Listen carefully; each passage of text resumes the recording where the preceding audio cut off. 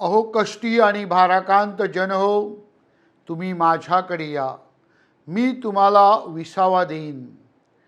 प्रभू येशू ख्रिस्ताचे शब्द आज आपल्यासाठी किती उपयुक्त आणि महत्त्वाचे आहेत ह्याचा अनुभव आपल्या प्रत्येकाच्या जीवनामध्ये आपण घेत आहोत. आपण सर्वजण ओझ्याचं जीवन जगत आहोत.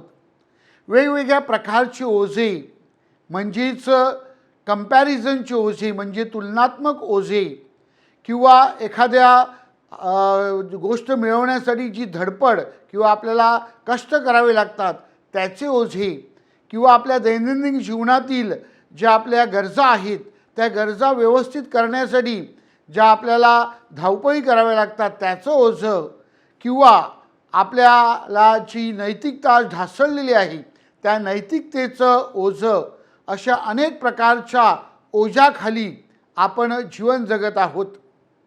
आज जर आपण जगामध्ये दृष्टिक्षेप टाकला तर जग आपल्याला काय सांगते?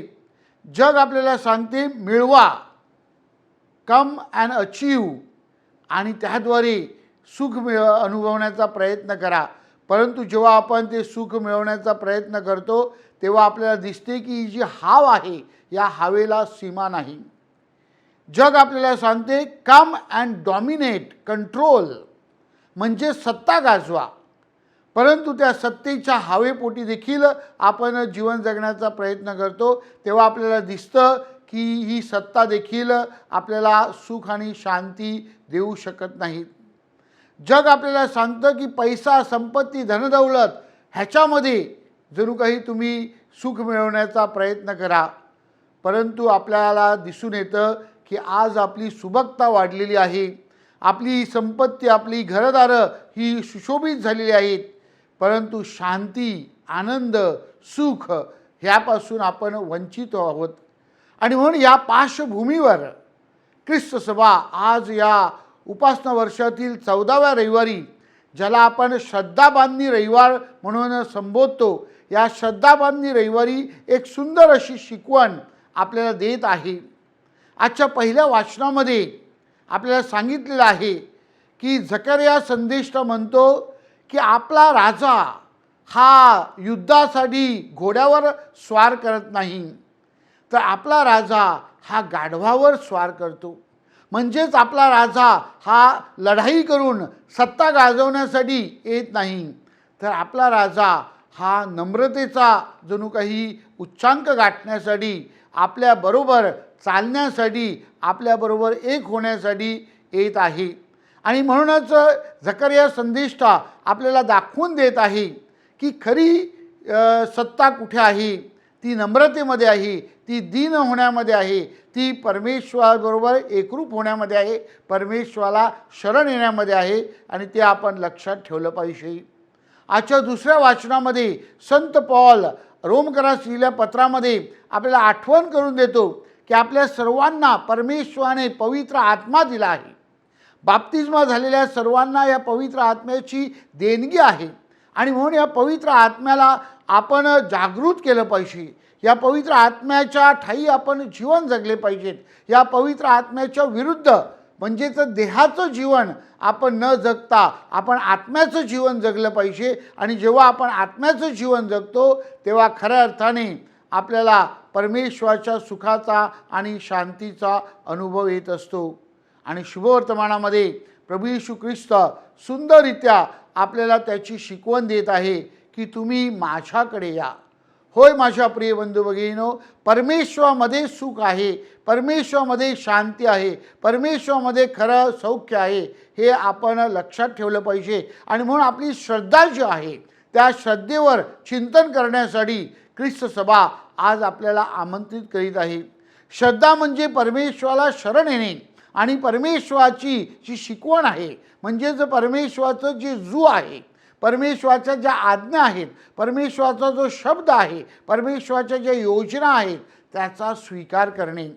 जेव्हा आपण परमेश्वराची जू स्वीकारतो तेव्हा निश्चितच ते वाहण्यासाठी परमेश्वर आपल्याला शक्ती आणि सामर्थ्य देतो. आणि जेव्हा आपण परमेश्वराच्या इच्छेनुसार आपल्या जीवनाची जडणघडण करतो तेव्हा पवित्र आत्म्याचं सहाय्य आपल्याला लाभतं आणि आपण हे आपल्या जीवनामध्ये परमेश्वराच्या वचनामध्ये वाढत असतो. परमेश्वराच्या वचनामध्ये खरी शांती आहे, सुख आहे, हेच प्रभू येशू ख्रिस्त आपल्याला सांगत आहे. आणि म्हणून तो म्हणतो की तुम्ही माझ्याकडे या आणि मी तुम्हाला ओझं वाहण्यासाठी मदत करणार आहे.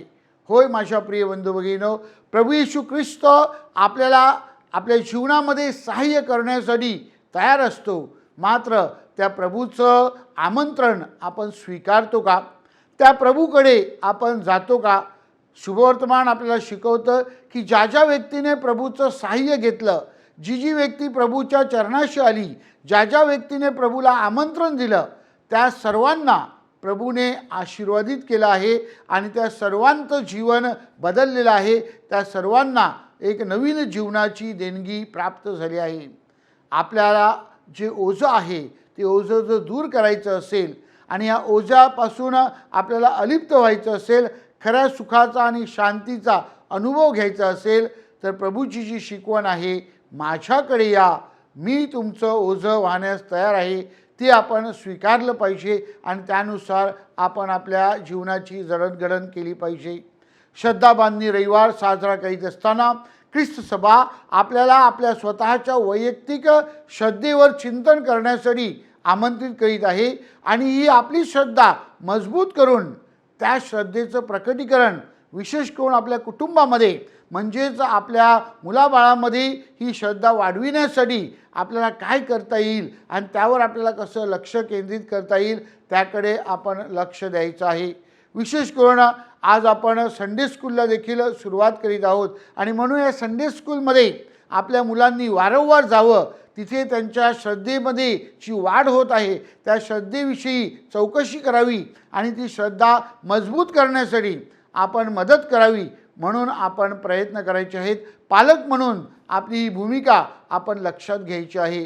तसेच गाव परिवारामध्ये आपला सहभाग आपण दर्शवायचा आहे आणि म्हणून प्रभू जेव्हा सांगतो माझ्याकडे या आणि माझ्यापासून शिका, तेव्हा प्रभू आपल्याला आमंत्रण देत आहे ख्रिस्ती शिष्य होण्यासाठी. ख्रिस्ताचे जणू काही शिष्य होत असताना त्याचे जी शिकवण आहे त्या शिकवणुकीप्रमाणे आचरण करण्यासाठी आणि दुसरे जे श्रद्धेमध्ये जणू काही पोकळ आहेत त्यांना मदत करण्यासाठी, त्यांची श्रद्धा मजबूत करण्यासाठी प्रभू आपल्याला बोलावत आहे. प्रभूचं हे वचन आपण स्वीकारावं, आपण ख्रिस्ताच्या चरणाशी यावे, आपण ख्रिस्ताचा अनुभव घ्यावा आणि त्या ख्रिस्ताच्या अनुभवाची आपण कृतीमध्ये साक्ष द्यावी आणि दुसऱ्यांची श्रद्धा विशेष करून आपल्या कुटुंबातील आणि गाव परिवारातील व्यक्तींची श्रद्धा मजबूत करण्यासाठी आपण सक्रिय व्हावे, म्हणून विशेष प्रार्थना करूया. श्रद्धाबांधणी रविवार आपल्या श्रद्धेचं पारख करण्यासाठी आपल्याला सहाय्य ठरो. श्रद्धाबांधणी रविवार आपली श्रद्धा कृतीत उतरविण्यासाठी आपल्याला परिवर्तनाच्या मार्गाने नेवो. श्रद्धाबांधणी रविवार आपल्या श्रद्धेला सेवेचं जणू काही साक्ष देण्यासाठी आपल्याला प्रेरणादायी ठरो. हीच प्रभू चरणी प्रार्थना.